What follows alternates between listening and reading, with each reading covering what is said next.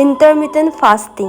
এই ইণ্টাৰমিটেণ্ট ফাষ্টিঙৰ কথা বহুতে জানেই বা বহুতে নাজানিবও পাৰে আৰু মই আজি বহুত বছৰই হ'ল এই ইণ্টাৰমিটেণ্ট ফাষ্টিং কৰি থকা আৰু ইয়াৰ পৰা বহুতখিনি বেনিফিটছ আৰু লাভ পায়। ইয়াৰ বিষয়ে পিছত শ্বেয়াৰ কৰিম।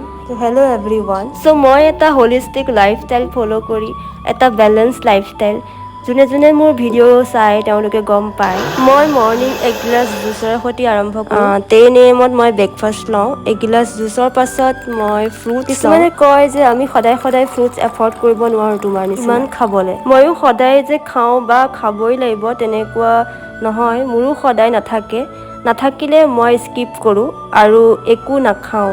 একেবাৰে 1:30 মানত লাঞ্চ কৰোঁ আৰু তাৰ পাছত আৰু একো নাখাওঁ।